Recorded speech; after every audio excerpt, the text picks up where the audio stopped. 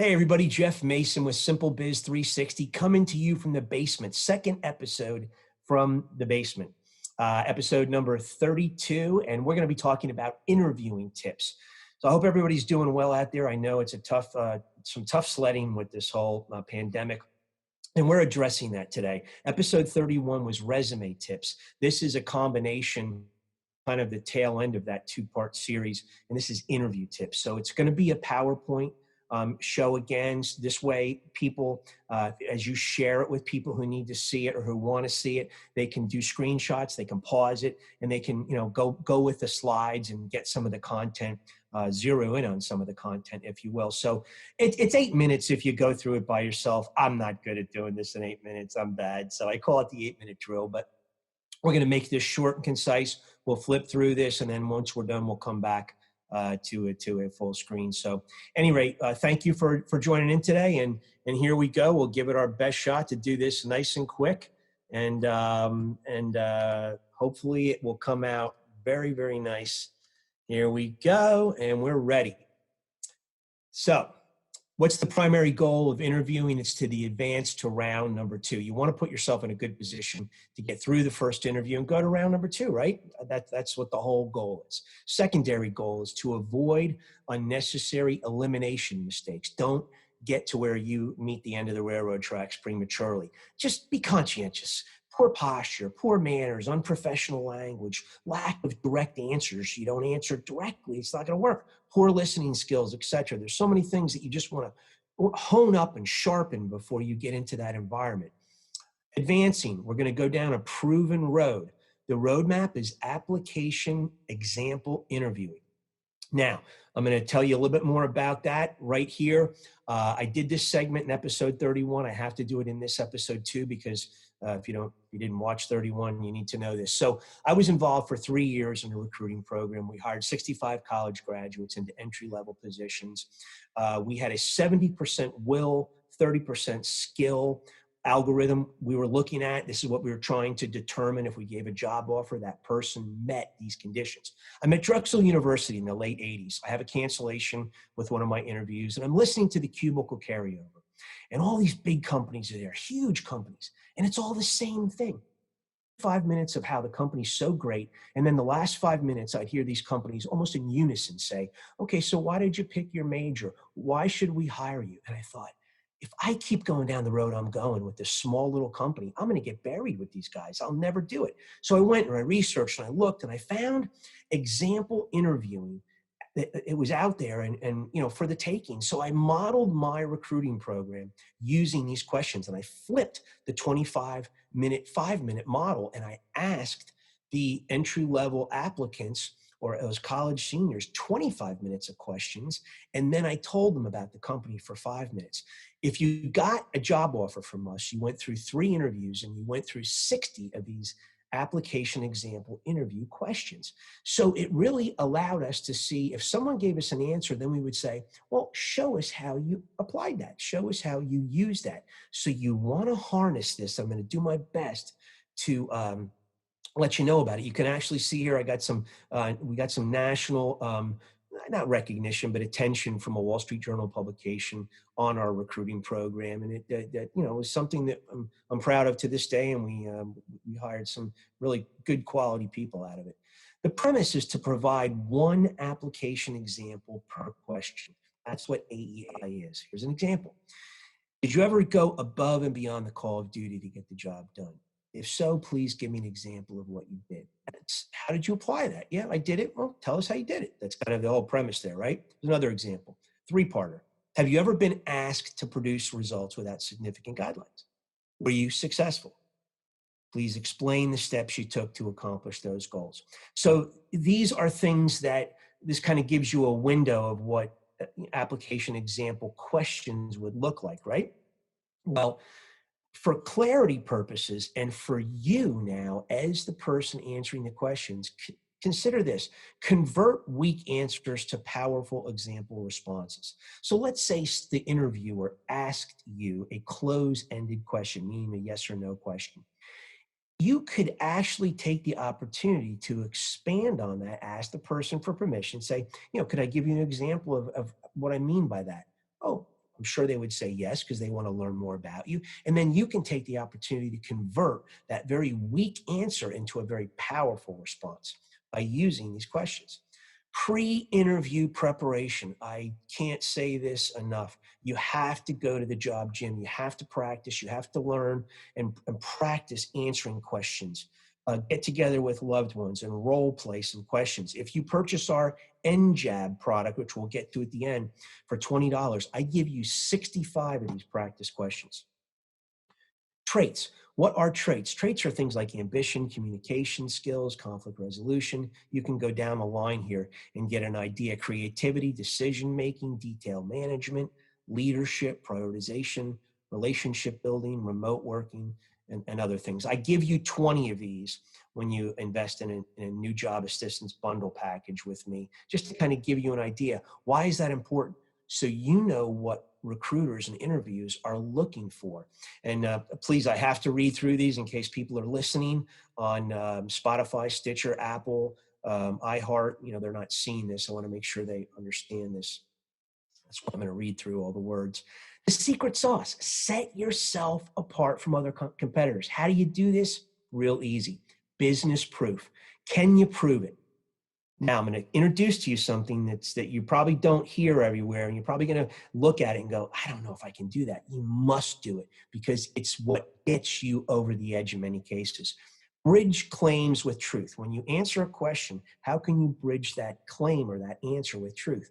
Well, create and bring a business proof portfolio. I have one in one of my earlier episodes I showed you. It's a huge 3-ring binder.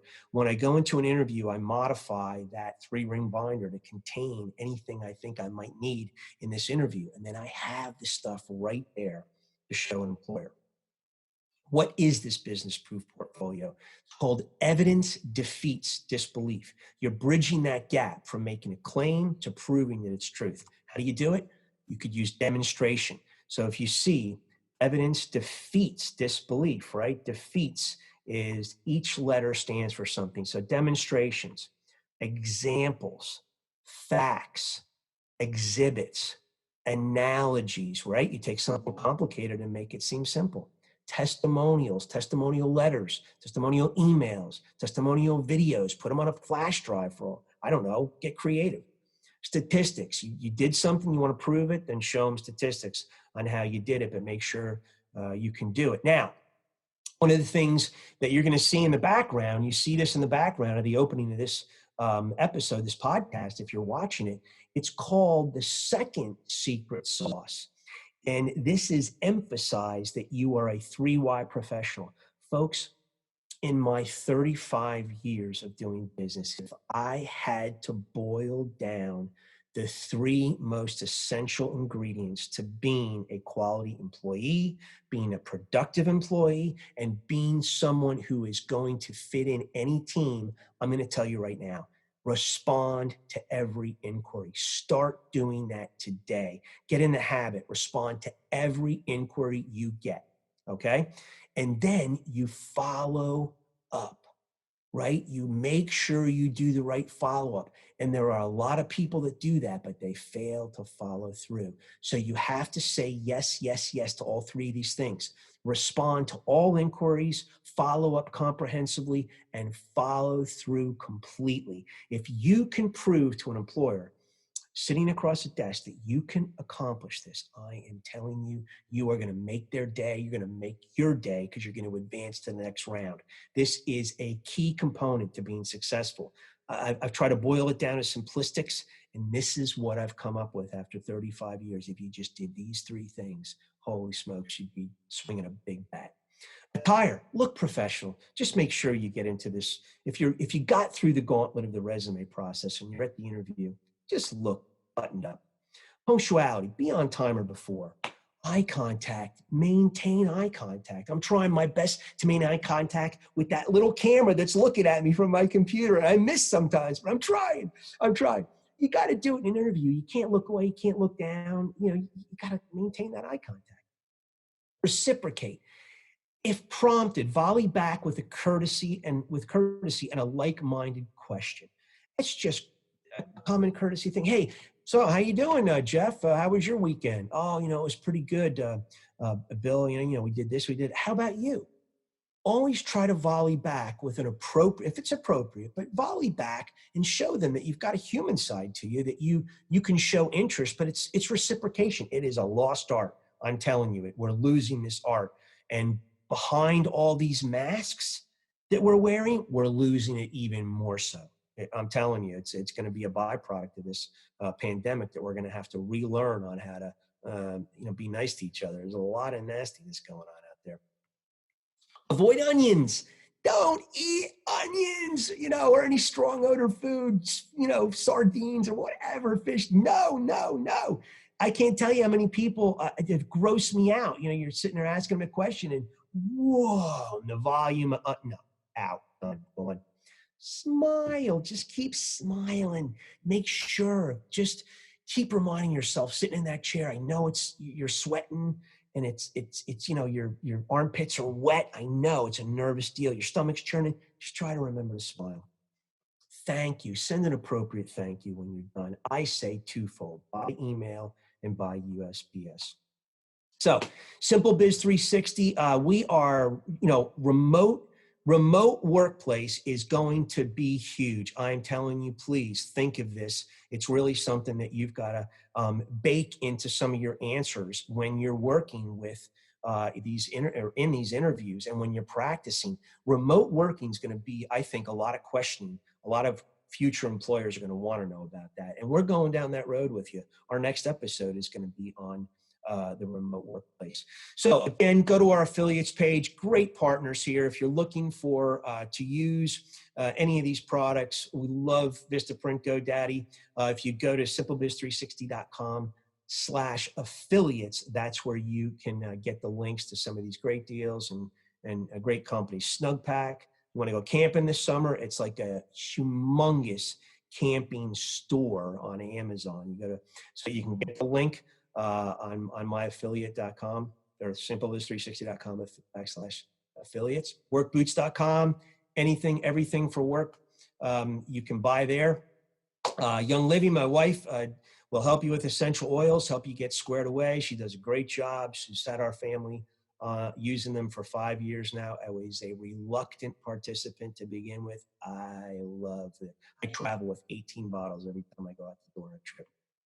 Fusion gates, making that gate that protects, or keeps the dogs in a room, or, just make sure children don't go upstairs. It turns those ugly looking gates into a beautiful part of your house.